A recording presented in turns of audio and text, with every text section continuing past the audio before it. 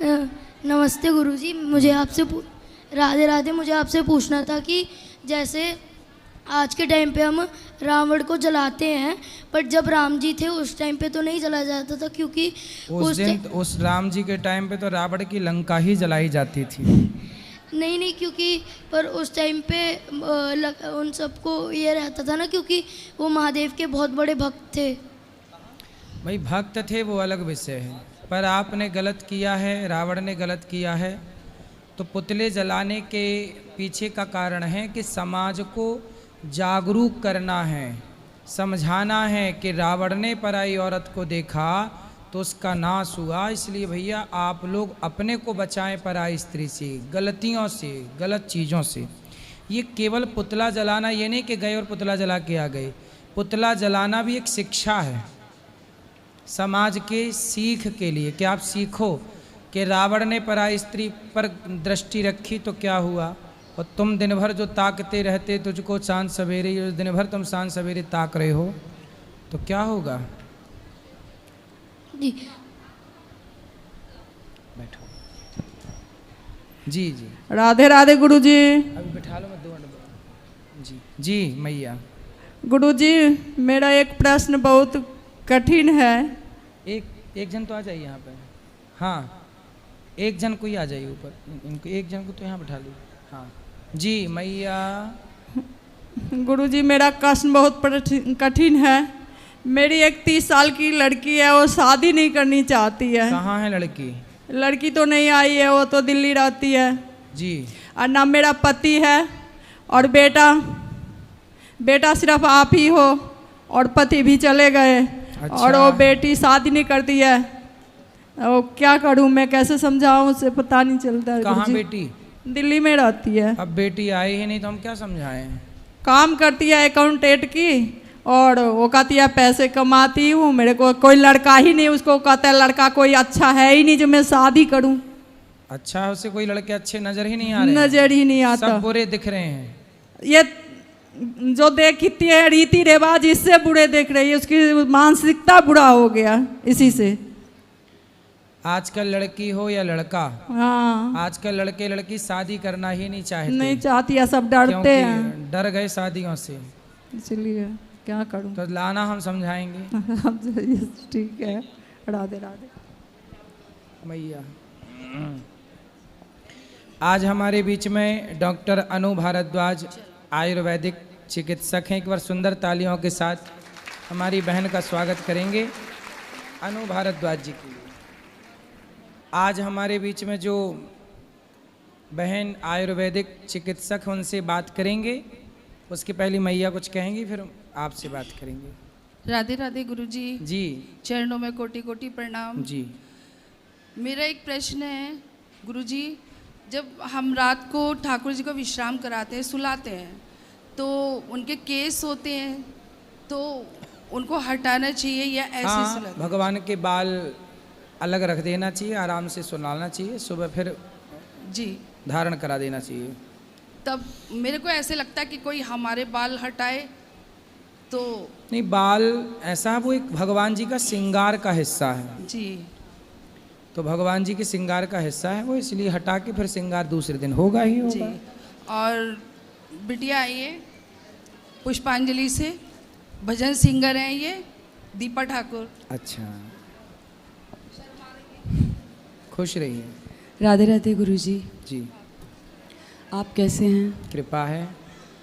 बहुत वर्ष हो गए वृंदावन धाम में, पर माँ हैं आपकी, रोज़ भागवत सुनने आती हैं, जाकर के बहुत तारीफ़ करती हैं। वैसे तो हम सब आपको जानते ही हैं, परंतु रोज़ आपकी बात होती है घर में, तो वैसे तो प्रश्न बहुत सारे हैं, परंतु मेरे मन में जो भाव आया कि सारी दुनिया मांग नहीं जाती है बिहारी जी पर भी, पर मम्मी ने बोला कि कुछ पूछ लेना बेटा, तो मेरे मन में यही भाव था कि मैं तो यही पूछूंगी कि आप कैसे हो। कृपा है, आप सबका आशीर्वाद है। और काफ़ी वर्ष भी मुझे यहाँ पर हो गए हैं, भजन संध्या करती हूँ। धीरज बावरा भैया वहीं रहते हैं मेरे पास में, तो बहन बनी हुई हूँ मैं उनकी। परंतु एक प्रश्न मेरे मन में भी है कि आज कॉरिडोर के लिए महाराज जी सबने हाय हाय मचाई हुई है, परंतु जब आज हम उन कुंजर गलियों में जाते हैं तो ये मेरा भी मानना है कि सच में ठाकुर जी के होने का एहसास वहाँ पर महसूस होता है। आज सब कह रहे हैं कि कॉरिडोर बनना चाहिए, बनना चाहिए, बनना चाहिए, परंतु मेरा मानना है कि वो नहीं बनना चाहिए, क्योंकि जब हमारे घर टूटते हैं, जब हमारे घर टूटते हैं तो हम कैसे चिल्लाते हैं, कैसे दर्द महसूस होता है। लेकिन आज जब उस भगवान का घर टूटने जा रहा है या उसकी कुंज गलियों को तोड़ा जा रहा है, तो क्या बिहारी जी नहीं सोचते होंगे कि मेरे लिए इस धरती पर कोई मांगने वाला नहीं कि मेरा घर तोड़ने के लिए आ गए। ये मेरे अपने भाव है जो मुझे महसूस हुआ। अगर आप कॉरिडोर बनाने की बात है तो आप समाधान कोई और भी निकाल सकते हैं। गलियां हैं, दुकान है, वहाँ से 2 किलोमीटर से बल्लियाँ लगा दीजिए, भीड़ अंदर जाए, इतनी इकट्ठी क्यों होगी, क्यों एकत्रित होगी इतनी भीड़। परंतु मुझे जो महसूस हुआ, बिहारी जी भी सोचते होंगे कैसे लोग हैं कि हमेशा मांगने आते हैं, लेकिन आज मेरी बारी आई तो मेरे ऊपर भी आ गए कि तोड़ दो, तोड़ दो, तोड़ दो, अरे मुझे तो बख्श दो। तो बस मेरा यही भाव है कि आपका क्या मानना है कि टूटना कुंज गलियों को छेड़, क्योंकि ये प्राकृतिक चीज़ों को छेड़ना है। पूर्वजों जो आज लोग ये भी महाराज जी कह रहे हैं कि गोसाइयों ने, पुजारियों ने खा लिया, तो मैं एक बात और बोलूँगी कि गोसाई पुजारी ज़बरदस्ती तो आपकी जेब से नहीं छीन रहे ना मैं किसी गोसाई परिवार से हूँ, ना पुजारी परिवार से हूँ, पर आज जब आपके बिजनेस चल रहे हैं तो बहुत अच्छा महसूस होता है। लेकिन ये ठाकुर जी की उन गोसाई और पुजारियों पर विशेष कृपा हुई, उनके पूर्वजों पर और उनके परिवारों पर, कि वो इतने वर्षों से ठाकुर जी उन्हें खिला रहे हैं, पाल रहे हैं। तो आपके पेट में इतना दर्द क्यों? एक मुद्दा बना के रख दिया कि गोसाई पुजारियों ने ये कर रखा है। उनका काम है, जो मुझे लगता है, ठाकुर जी की सेवा करना। ये काम प्रशासन का है कि वहाँ पर भीड़ क्यों इकट्ठी हो रही है, तो आप लाइन लगवाइए लंबी लंबी, बहुत सारे समाधान हैं। सही। अब जो बिहारी जी का मन होगा, बिहारी जी अपना काम खुद करा लेते हैं भक्तों से, इसलिए भगवान को जो कराना होगा वो कराएंगे। भगवान आपको सुखी और स्वस्थ रखें। अब हमारे बीच में डॉक्टर अनु भारद्वाज जी हैं, तालियां बजाकर आप स्वागत करें आपका। आयुर्वेदिक चिकित्सक हैं। कैसे हैं आप? माइक चालू करें। हाँ, कैसे हैं आप? मैं बहुत अच्छी हूँ जी, आप कैसे हैं महाराज? एकदम कृपा है। तो आप कब से इस आयुर्वेद को समझ रहे हैं, जान रहे हैं? जी 27 साल हो गए हैं लोगों की सेवा करते हुए। जी हाँ। तो आयुर्वेद में क्या है और क्या नहीं है? आयुर्वेद में सब कुछ है, क्योंकि आयुर्वेद जो है ये जीवन का शास्त्र है, आयु का शास्त्र है, उसका ज्ञान है ये। तो ये एक जीवन शैली है। तो हमें जन्म लेने से पहले ही किस तरह से दुनिया में आना है और कैसे जाना है, वहाँ तक का पूरा जो हमारी जीवन हमने यापन करना है, हर चीज़ के बारे में बहुत विस्तृत जो जानकारी आयुर्वेद में है। स्वस्थ रहने से लेके पहला उद्देश्य है स्वस्थस्य स्वास्थ्य रक्षणम, दूसरा उद्देश्य है आतुरस्य विकार प्रशमनम च अभिधीयते। तो स्वस्थ कैसे रहना, स्वस्थ व्यक्ति हैं तो स्वस्थ ही रहें, बीमारी क्यों पड़ रहे हैं। स्वस्थ रहने के लिए क्या खाएं और क्या ना खाएं?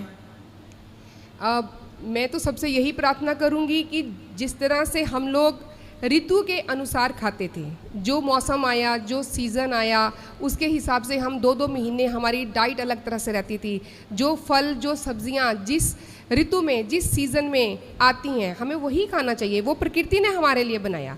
और जहाँ हम रहते हैं उस जलवायु में, उस जल से जिसका सिंचन हुआ, जिसका पोषण हुआ, जिस मिट्टी में हम पैदा हुए, उस मिट्टी में जो अनाज हमारे लिए पैदा हुआ, जो तेल हमारे आसपास पैदा हो रहा है, जो फल हैं, सब्जियां हैं, वो प्रकृति ने हमारे लिए बनाई। क्योंकि हम एक ही जलवायु में पल बढ़ के बड़े हुए, तो हम एक दूसरे के मित्र हैं। लेकिन जब हम लोग दूसरी जगहों की चीज़ें स्वाद के लिए या फैशन के लिए खाते हैं, तो जैसे क्या स्वाद और फैशन के लिए क्या खाते हैं? जैसे कई सारी ऐसी बातें की जाती हैं कि ऑलिव ऑयल है, फॉर एग्जांपल, एक छोटे से एक एग्जांपल है कि ऑलिव ऑयल खाना चाहिए, ऐसे सबको बोला गया। घी मत खाइए, सरसों का तेल मत खाइए। तो अगर ईश्वर को ये मालूम पता था कि ऑलिव ऑयल ही सेहत के लिए अच्छा है, तो ईश्वर सब जगह ऑलिव पैदा करते हैं। जैतून के तेल की मैं बात कर रही हूँ, लेकिन जैतून का तेल यूरोप में होता है। वहाँ के जलवायु के हिसाब से, वहाँ के एनवायरनमेंट के हिसाब से वहाँ के रहने वाले लोगों के लिए वो सही है। हमें सरसों की ज़रूरत है। सरसों का तेल सबसे बेस्ट। मूंगफली का है, तिल का है और नारियल का है। अच्छा, तेल तो मूंगफली सरसों का है, ये खाना चाहिए, पर बाजार में चीज़ें ना रिफाइंड तेल मिलता है। जो वेजिटेबल्स ऑयल्स हैं, वो तो बिल्कुल नहीं खाना है, वो तो जहर है। कौन सा रिफाइंड? जो रिफाइंड तेल है वो तो ये समझिए कि जितनी बार हमने रिफाइंड खाया और जितनी बार हमने बच्चों को खिलाया, तो हम अपने हाथ से अपने परिवार को जहर दे रहे हैं।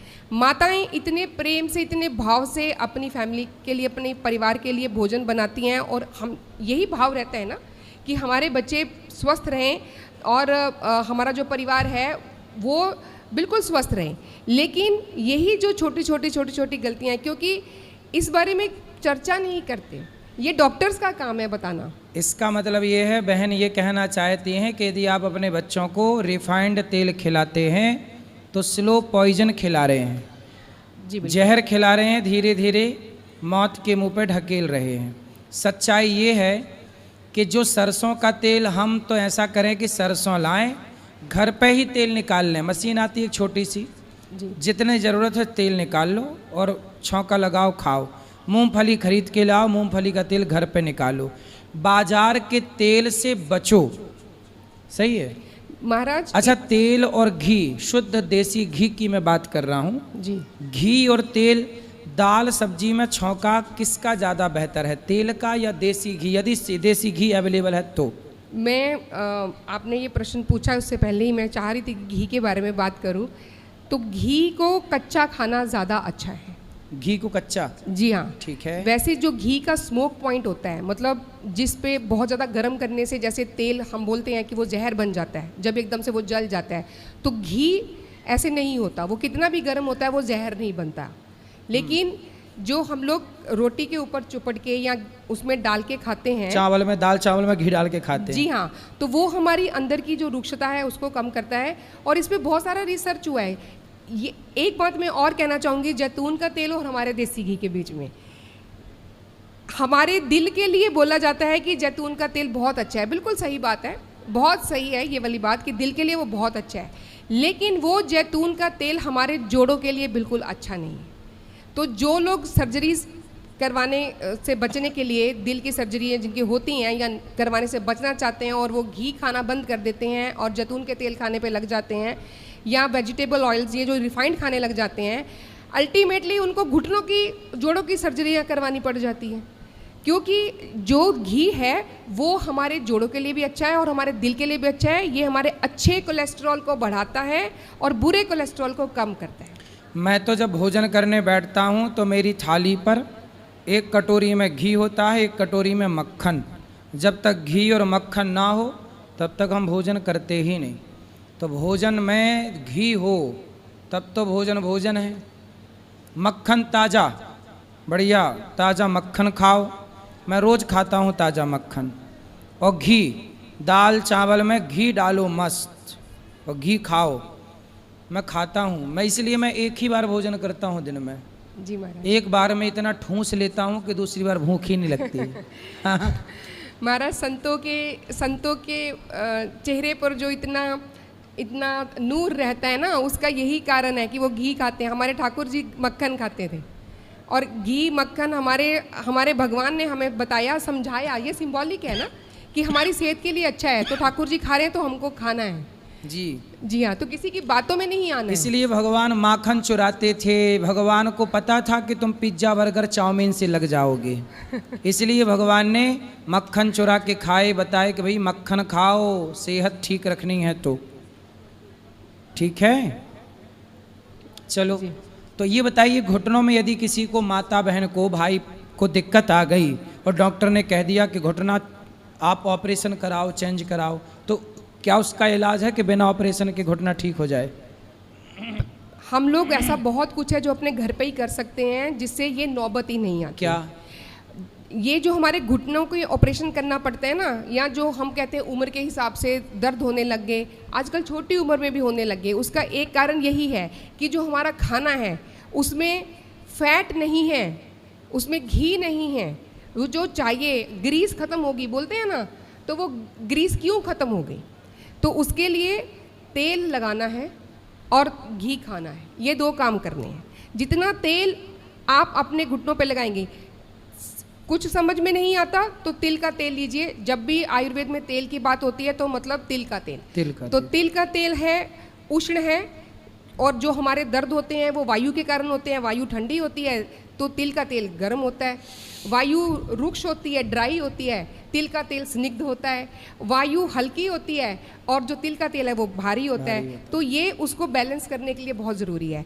तो एक कॉटन का इतना बड़ा आप टुकड़ा काट लीजिए, तिल के तेल को थोड़ा गरम कर लेना है, इतना गरम करना है कि यहाँ पे हम सह सकें अपने उल्टे हाथ पर, उसमें उसको उस रुई के जो हमने टुकड़ा काटा उसको भिगो के और घुटने के ऊपर रख देना है, कुछ नहीं करना। तेल में भिगो के? जी हाँ, और घुटने पर रख लो। बिल्कुल। उस तेल को आप चाहें हल्दी से सिद्ध कर लें, उसमें हल्दी पका लें और लहसुन पका लें और भी अच्छा हो जाएगा।